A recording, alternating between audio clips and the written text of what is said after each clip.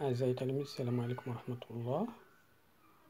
Donc on va traiter la leçon de quelques matériaux au quotidien. Introduction. La voiture est constituée d'un grand nombre de pièces. Quels sont les matériaux qui interviennent à sa fabrication?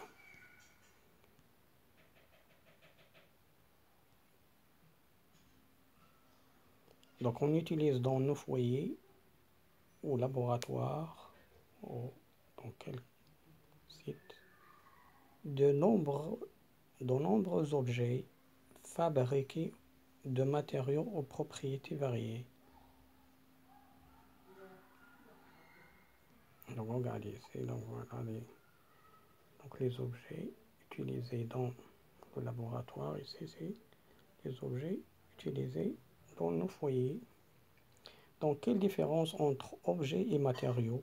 Comment distinguer ces matériaux? Distinction entre objets et matériaux. Exemple. Donc on va distinguer entre objets et matériaux. Donc objet c'est le جسم, matériaux c'est le مادة. Donc كيف يمكن التمييز أو نفرق بين الجسم والمادة. Donc exemple, prenons donc en prenant des objets utilisés dans notre vie quotidienne et on cherche à savoir les matériaux qui les constituent. Par exemple, on a une bouteille, une éprouvette graduée, une chaise et un téléphone. Donc voilà l'objet, voilà le matériau qui le constitue. Donc bouteille, donc le matériau, donc il est constitué de plastique, ça peut que ce soit plastique, verre ou métal ou alliage de métaux. L'éprouvette graduée, donc on trouve des éprouvettes graduées en verre et en plastique. Ou en plastique, oui. Chaise, ça peut que ce soit en plastique, métaux, bois, et il y a des mixtes aussi. Téléphone, donc en plastique, donc les matériaux qui le constituent, qui interviennent à sa constitution, la fabrication, il y a le plastique, verre, métaux, par exemple cuivre, fer et aluminium aussi, et autres matériaux. Conclusion. Donc un objet c'est quoi? Un objet est un être physique possédant une forme géométrique bien définie. Cet objet construit est nommé pour remplir une fonction bien déterminée. إذا الجسم راه واحد الشيء له واحد الحجم معين له وظيفة في حياتنا اليومية محددة من طبيعة الحال. الكرسي، السبورة، السيارة، الدراجة، إذن فهي أشياء لها وظيفة في حياتنا اليومية. Donc, et l'objet c'est quoi? L'objet peut constituer par un ou plusieurs matériaux, voire tableau ci-dessus. Le tableau, oui. Donc, un matériau désigne toute matière utilisée pour construire un objet. Voilà un matériau. هو واحد المادة كتدخل في صناعة الشيء. هذا هو الفرق. Donc voilà la différence. Donc l'objet, entre l'objet et un matériau. Exemple de matériau. Donc le fer est un matériau. Plastique, verre, aluminium. Donc ce sont des matériaux. Donc 2, 3, les familles de matériaux. Donc on distingue ici 3 familles de matériaux. En se basant sur les critères et propriétés physiques et chimiques, les matériaux peuvent se classer en plusieurs familles. Il s'intéresse à 3 familles ici. Donc on s'intéresse ici à 3 familles donc principes. Donc les 3 principales familles de matériaux sont les métaux, verre, le plastique.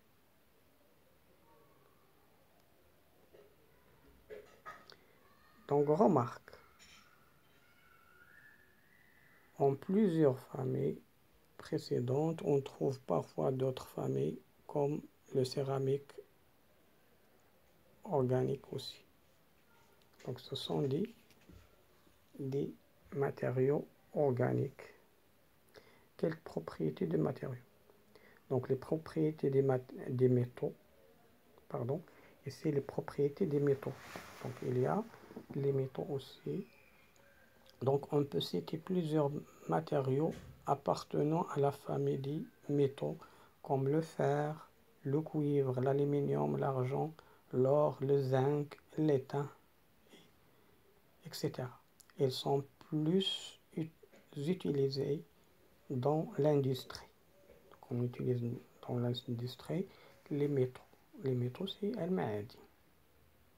تنتبهوا في الصناعة في مجال الصناعة. Donc, premièrement, petite A, conduction électrique. Expérience. Interposant les lames métalliques dans un circuit électrique simple,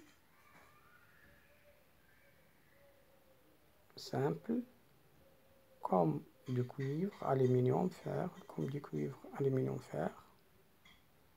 Voir chez monsieur ci-dessous, voilà ici, voilà une lame d'un métal. Donc on regarde ici, voilà, on va voir que la lampe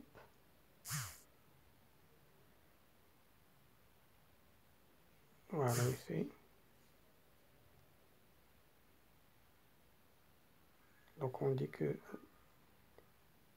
cette lame de métal conduit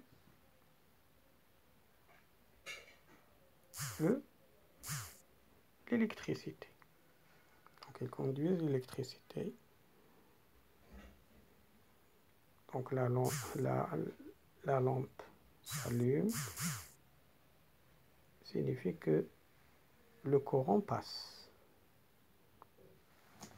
Conclusion. Donc tous les métaux sont des conducteurs, électriques. Donc les métaux ont la propriété de conduction électrique. يعني لها واحد الميزة ديال التوصيل الكهربائي. Les métaux ont la propriété de conduction électrique. Petit b, propriété magnétique. Certains métaux comme le fer et d'autres alliages métalliques contenant le fer et le nickel subissent une attraction par l'aimant. لأن كاين واحد الأجسام التي تدخل في صناعتها الحديد والنيكل وبعض الأشابات الأخرى، إذن فهي تنجذب إلى المغناطيس. إذن هنا نقول أنها انجذاب إلى المغناطيس. لاحظوا إذا قربنا مثلا هذا المسمار إلى المغناطيس وهذه بعض المسامير. إذن pour distinguer les différents métaux, on peut utiliser leurs propriétés physiques comme la couleur, la conductivité électrique, propriétés magnétiques, température de fusion et masse volumique pour distinguer entre les métaux. Regardez ici, un schéma ici. Donc, test de couleur. C'est les jaunes, on dit c'est un or. C'est les rouges, donc un métal rouge indique c'est le cuivre. Il y a le gris aussi. Mais le gris, s'il est attiré par un aimant, on dit c'est le fer. S'il n'est pas non attiré, on détermine sa masse volumique. On va déterminer sa masse volumique en comparant aux valeurs de référence. Par exemple, j'ai ρ ici de 2,7 grammes par centimètre. Donc ρ égale, c'est ρ de l'aluminium. L'aluminium, c'est 2,7. ρ du zinc. Donc pour le zinc, sa masse volumique, c'est 7,2. Pour l'argent, c'est 10,5. Donc ils sont de couleur gris, mais leur masse volumique sont différents. Donc le plus léger, c'est l'aluminium. L'aluminium, sa densité, il est la plus faible. Donc c'est 2,7. Donc les métaux aussi sont imperméables, opaques, conducteurs thermiques, oui. Donc il sert à conduire la chaleur, résiste au choc. Donc il résiste au choc.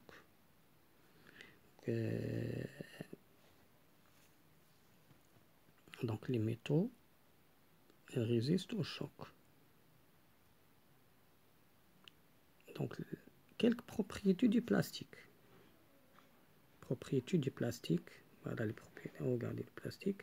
Donc le plastique est un matériau artificiel utilisé pour fabriquer des objets légers de différentes formes.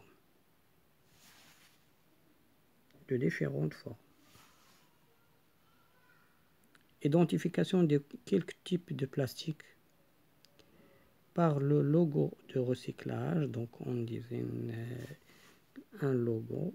Donc on donne chaque type un logo ici. On peut distinguer le plastique utilisé pour l'emballage, objet par le logo de recyclage. Ce logo orné de 3 flèches et un numéro. Donc de 3 flèches et un numéro ici. Voilà, regardez ici. Donc 1 désigne le PET. Donc c'est le polyéthylène terephthalate. 5 CPP, donc c'est polypropylène. Le 6 c'est polystyrène. Il y a aussi le PE et le P. Regardez ici le tableau ici. Voilà quelques propriétés. Donc PET, donc c'est polyéthylène terephthalate. L'usage, donc elle sert à fabriquer les bouteilles transparentes d'eau, de boissons gazeuses, du jus, du fruit, etc. Les emballages jetables, baguettes, etc. Alimentaires, sacs de cuisson. Le 2, donc j'ai le 2, donc c'est le polyéthylène à haute densité, donc comme les bouteilles opaques du lait, les flacons d'entretien, etc.